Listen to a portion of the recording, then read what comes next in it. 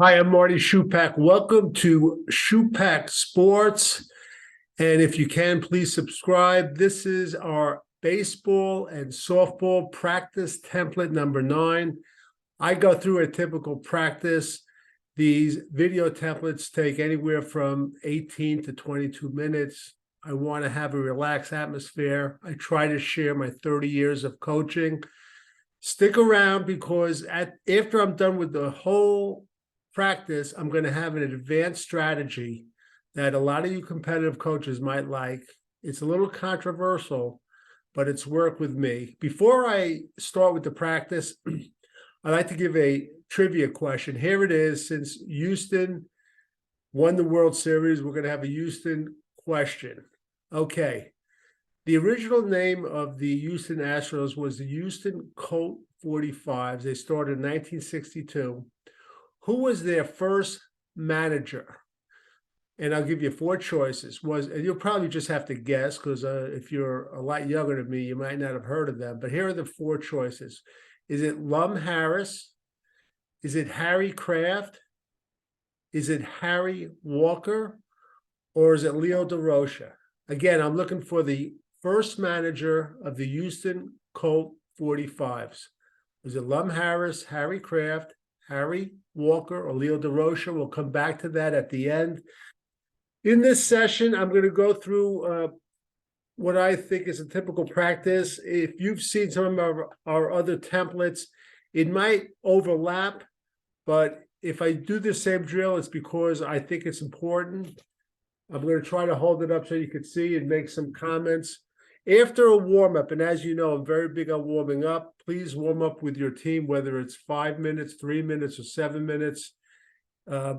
Preventive measures for injuries. Studies have shown even the smallest or the shortest warm-ups could help prevent injuries. And also, we're teaching players lifetime habits when they're adults and they're going to play racquetball, pickleball, or tennis. Hopefully they will warm up. After we warm up, I'd like to do the third base drill.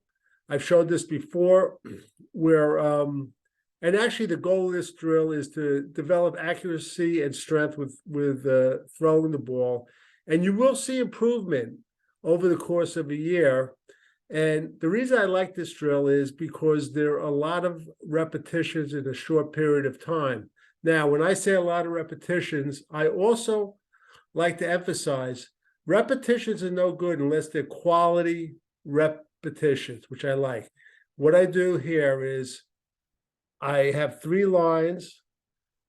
I have players at, let's see, third base,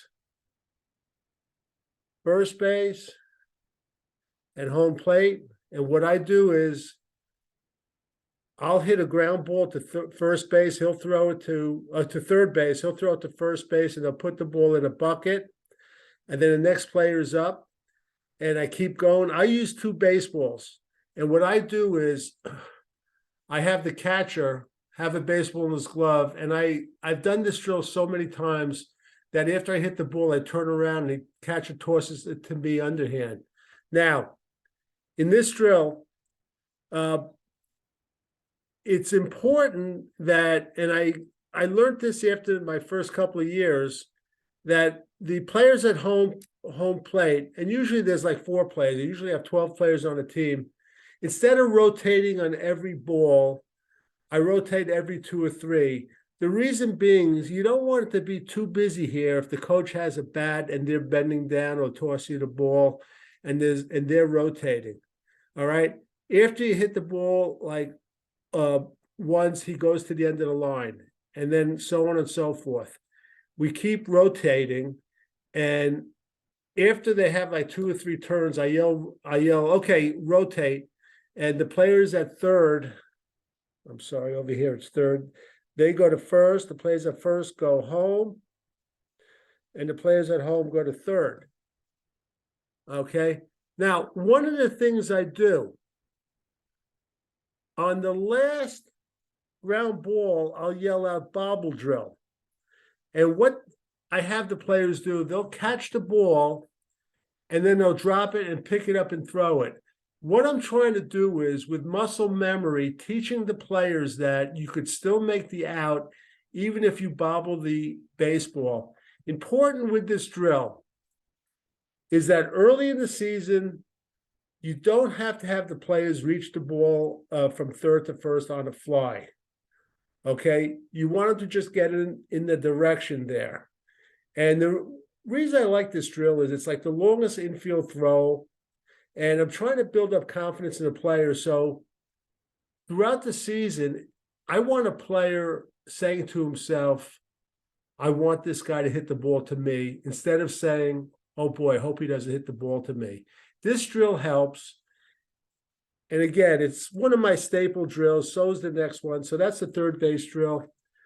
This drill, if you've watched me, I've done this before. It's called the line throw drill, where I have two lines of balls at shortstop and third, and I have two lines of players behind them. As the coach, I go and I point to the third base line first. I say, I'll go.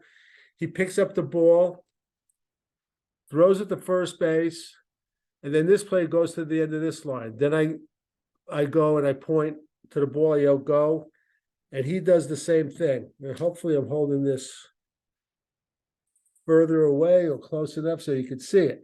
And they rotate. Again, we're giving players a lot of repetitions in a short period of time. Early in the season, I like to use a coach at first base because it's a bigger target. And like I said, early on too, just like the third base drill, it doesn't have to be in a fly, just want it in the right direction. And you want to shorten the field. If the kids are younger, if they're 8 and 9, instead of 11 and 12, you could shorten the field. And in this drill, you could stop the drill and don't do it too often. If you have a good teaching point where you could demonstrate something for the kids, like, for instance, like plant your back foot and your front foot should face the target. Okay. Let's see what else. And that's about it. Again, you'll see improvement in this drill. So those are the 2 warm-up drills. Now, in this particular practice template, right after that, I'll either review a situation that happened in the game before. So if I'm practicing on a Wednesday and we played like a Monday night game, I'll set up a situation that either worked or didn't work, and we'll go over, if it didn't work, what would make it work. Again, there's a big difference if you tell your players what to do as opposed to if you show them what to do. I like to show them, and I don't spend a lot of time on it.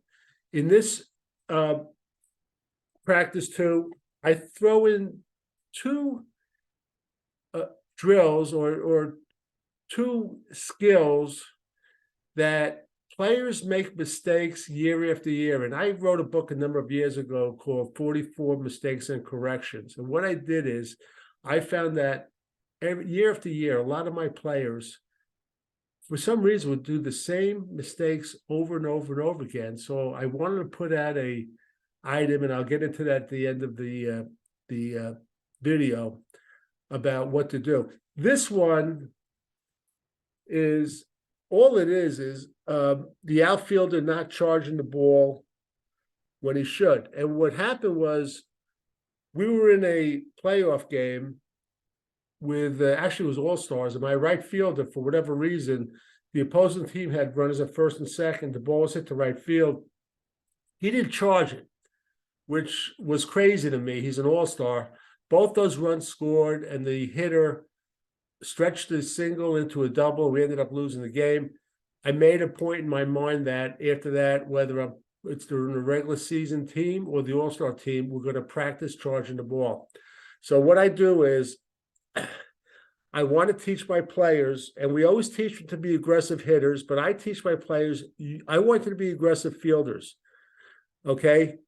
And I want to make sure that they learn, don't let the ball come to you if you're in the outfield. You have to charge the ball. I line players up like in left field, and the coach, myself or assistant coach, between second and third, and I'll either hit or preferably at the beginning throw the ball, and the player has to charge it. And he must watch, very important, he must watch the baseball go into his glove with his head down. Okay? So important in baseball. And, you know, the old saying, keep your eye on the ball. Nothing is more true than that. Now, what I find too, this is, well, first of all, too, when I do this drill, when I'm hitting or throwing the ball to the lines, I try to separate skills. And by this, I mean, I want the player to focus on just catching the ball, so he's not pressured to come up and throw a strike to home plate. So when we first do this drill, I separate skills. I tell the players, just watch the ball into your glove, catch it, and just toss it to the side. I have a bucket of baseballs. I have plenty of baseballs. And like I always say, if you're going to use your own personal money on anything, do it on baseballs. After you do a 1 or 2 repetitions, or the second time you do this drill in a different practice, you could combine skills, catching the ball, charging the ball, and throwing the ball. One of the things you have to be aware of and make your team aware of is that on days, and there are some days where your league's field wasn't mowed when it should have been, and you have to point out to the players, if the grass is high, you have to especially hustle to charge the ball. And this is true also if it was drizzling out during the day. Now, when I am coaching All-Stars and I'm at a different field that I'm not used to, I always like to take the ball and roll it a few times in the outfield, see how fast it is. Okay, so that's charging. Teach your players to charge the ball. Now, this one, I don't really set up a drill, but I point it out, and then when we do batting practice, I address it. A lot of times I find, and I'm huge on bunting, when you give young players between 8 and 12 the bunting sign, sometimes they feel they have to bunt on the next pitch, which it's entirely false. You want them to bunt at a buntable ball. You have to teach it, okay? So, this is, I point out, don't bunt at a ball if it's too high or if it's too low. And when we get to batting practice, what I do is, and I start every batting practice with bunting.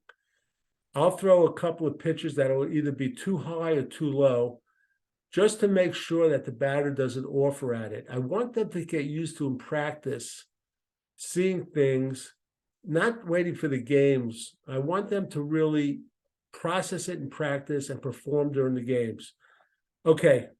The next drill, and I'm huge on base running, and here's a tip for you guys or gals, you coaching baseball or softball. If you want to get, no pun intended, a leg up on your opposition or other coaches in your league, spend about 20%, 15 to 20% of your practices on base running. I've done that when I've had weak hitting teams, weak pitching teams, and I'm huge on base running. Okay, I promise you, you'll be like one of the only coaches that practices it. This I practice, and if you could see it up close, base running from from home to second. We practice that, and then we run from first to third, and from second to home. Now, a couple of things here. If you see here, I have where the player loops around, but I just drew this. It's more realistic where you want it more like a question mark, and you want them to hit the inside of the base, okay? If you practice base running, players really go from home, first, second, third home, and back home again, they can actually cut down 10% of their time if they learn how to do it by making the correct turns, hitting the base on the inside of the base. And some coaches teach players, they want them to hit the inside of the base with the same foot every time. I don't do that. I don't want players to overthink it. Just make sure they hit the base on the inside with either foot, whichever gets there first. Okay, so we practice going from home to second, and then we have the players there. And a big part of, if you want to be an efficient coach during practice, especially, is your transition within a drill and from one drill to the next. Think about it. You're going to have all the players at second when they run from home to second. So the next step, you want to have them run from second to home. All right. And then you go from first to third. Keep in mind, too, base running. They always say baseball and softball is a game of inches. And, it couldn't be more true. If you have really young players, and I wouldn't do this early in the season, but you always want to teach them to slide away from the action. All right. And what I mean by that is if they're stealing, okay, let's see. If they're going from first to second, you want them to slide to the back of the base. All right, if it's a steal. If they are trying to stretch a single into a double, you want them to slide to the front of the base, away from where the ball was hit or away from the action. Okay, so that's one base running drill. The next drill we set up, and I call it the bunt man on third. And what I do is I got in the habit, and the rest of the league had followed, that if I get a player at third base less than 2 outs, if the game is fairly close or if it's early in the game, I have my batter bunt the ball down to third, okay? And I have the base runner, he bounces off the base, and I teach my players on the release of the throw to first base, go home. And this is very important. On this bounce man on third, you have to have them slide at home. All right? Few things here. You don't want to have them bounce off the base prematurely, number one. And number two, if you're in the third base coaching box, you always have to look out for the shortstop that might want to sneak around in case they have a play.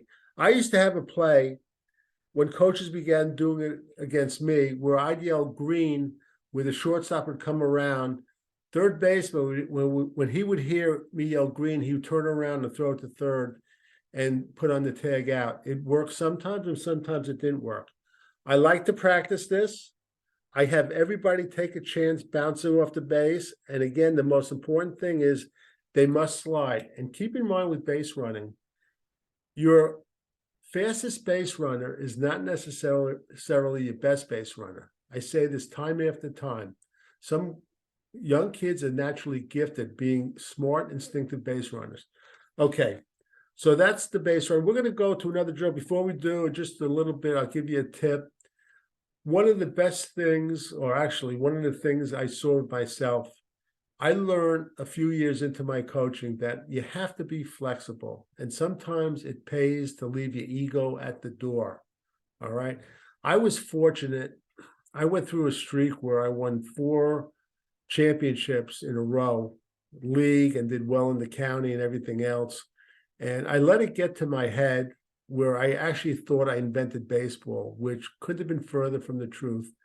I had to reevaluate myself after the following year because my ego was so big, where I wanted to become a flexible coach, where I didn't want to feel like I knew everything about baseball. I want to learn from other coaches. And I'll tell you, I'll give you a hint. Some of the drills, and that's my thing, is creating drills. I would show a drill, and I've had players say, Coach, wouldn't it work better if you did it this way? And I think about it, I say, you're right. Let's try that. So be flexible if you're going to continue coaching baseball, softball, or youth sports, and always try to gain knowledge, all right, from your peers, from your players, and from coaches that you're coaching against. It's done all the time. All right. After that, I love to stick in a fun game. And again, the formula for success coaching youth sports is to integrate fun games with skill drills. Okay, after we do those last 2 drills where the base running drills, I like to break it up. I divide the team in half, try to do it by ability, and I set up at home plate.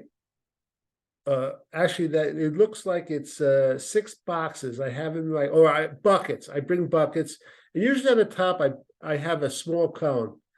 And what I do is there's a lineup in the outfield on each side. One's between center and left, and one's between center and right. I have 2 coaches out there. First person out, and actually these lines are not given a good realistic view. They're actually should be pulled out way past beyond the infield. The first player's out. The coach will throw the ball behind him, yell go. He picks it up. He throws it to the infielder. The infielder has to turn to his glove side and try to knock down the boxes. Okay? After this team goes, the other team goes. Kids love competition. Even younger kids, okay? Hopefully you can see it if I pull it over there. What I do in this drill, when the ball comes from the outfielder to the infielder, if he catches the ball, it's 1 point. If he turns to his glove side, it's another point. And if he knocks down the cone or the buckets, it's 2 points. So you could get 4 points per turn. All right. What we're teaching here is we're teaching players to set up a target in the infield. And I like to tell my players, if the ball is close to the fence, you have to move out further. And you know your teammates. If it's one of your teammates that doesn't have a strong arm, you got to move out even further. All right. And you give him a target, waving your hands. And the outfielder, he doesn't have to do it in this drill, but you always want him to have it throw the ball between the chest and the belly button. Again, you want to have the infielder turn to the glove side. All right. So that's the outfield relay drill. And it's a competitive drill, but the kids like competition. So I might want to try that. All right. After that, we end the practice with batting practice. And like I always say, kids arrive at practice, I give them a number. Whoever arrives first is number 1. Whoever arrives second is number 2. And that's the order they do batting practice.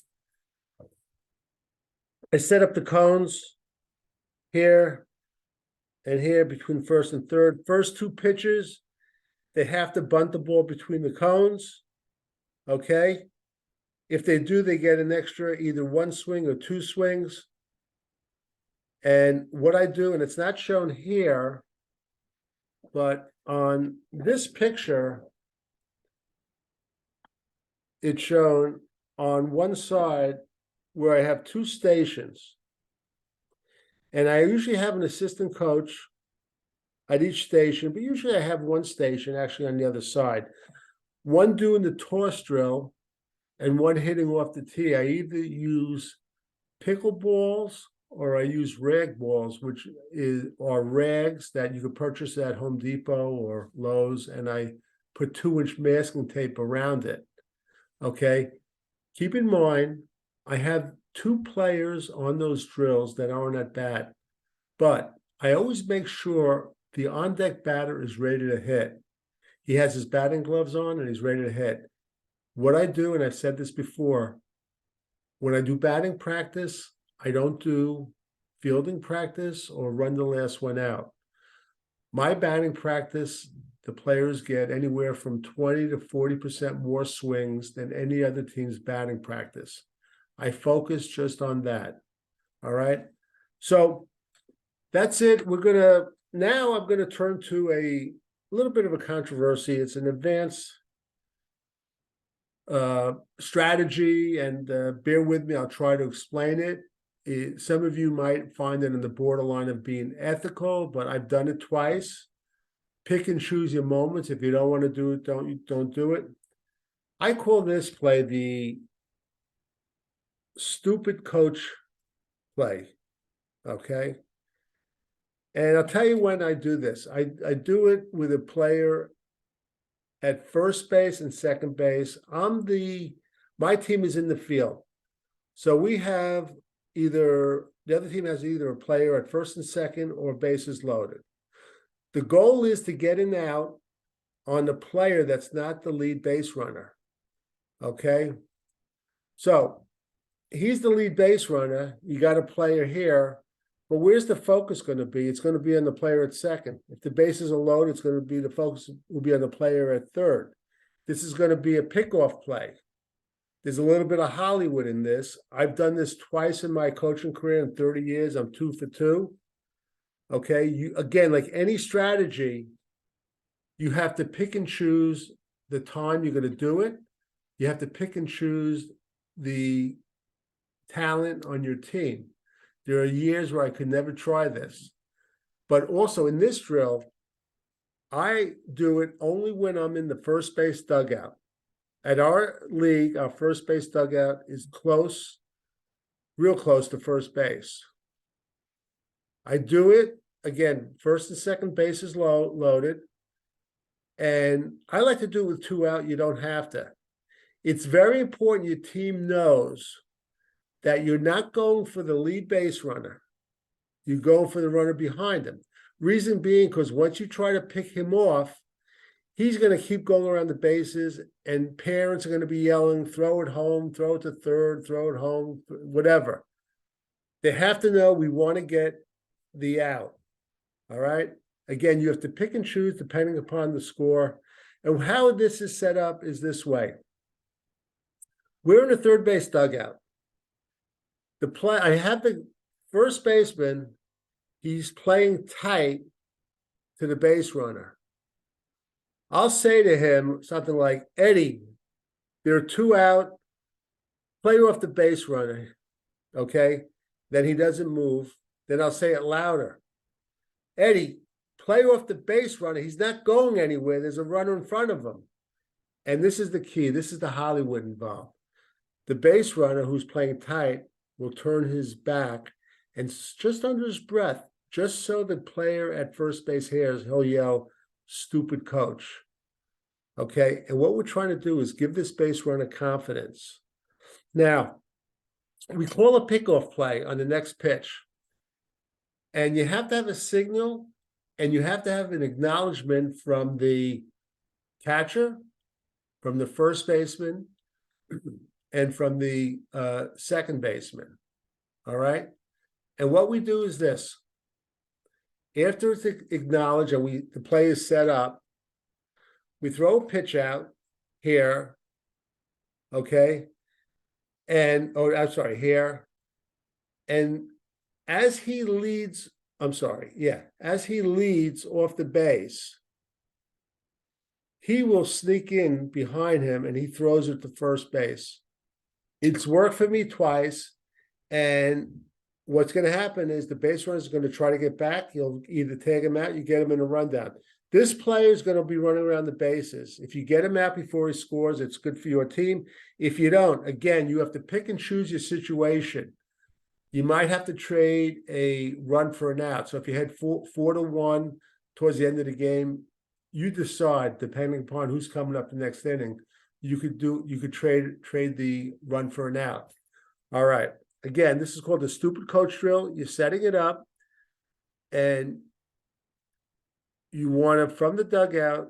And the way you set it up is you tell your first baseman, play off the runner. And when he doesn't move, you say it louder like you're annoyed. And the player under his breath says, stupid coach. Okay? Pick and choose if you want to do it. It's up to you.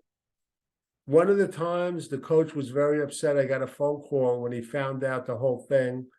But listen, it's nothing illegal. Again, you have to decide for yourself if you want to do it. Now, let's get back to the before we do the trivia, let me do just a couple of products. I mentioned mistakes, those two, like charging the ball and the bunting at high and low pitches. And I mentioned the book I put out. This is a few years ago. I recommend it. I'll put a link underneath, 44 baseball mistakes and corrections. And this is especially good if you want. It's on Amazon. I think it's on the streaming, but it's also very important. It's free. If you can't afford it, don't buy it. It's free through your local library at a streaming program called Hoopla, and there's one called Canopy, and I'm not sure if this one's up there, but those are two good products. The drills that I went over in this book, championship baseball drills. Again, I'll put a link down. Don't spend money you don't have. Ask your library to get it. They're going to tell you, no, we don't get self-published books. Insist upon it. Have your league president go to the library. The strategy that I just did, the stupid coach strategy, is in here. I have a whole section on advanced strategies. So let's get to the trivia question. Again, please subscribe. Let your league know about this Schupak Sports. I'm going to try to keep this format as long as I could, and keep check and subscribe. I'm going to try to have something live with about pitching. I'm working on it. Okay. So let's see. The trivia question was, the use of Colt 45s started in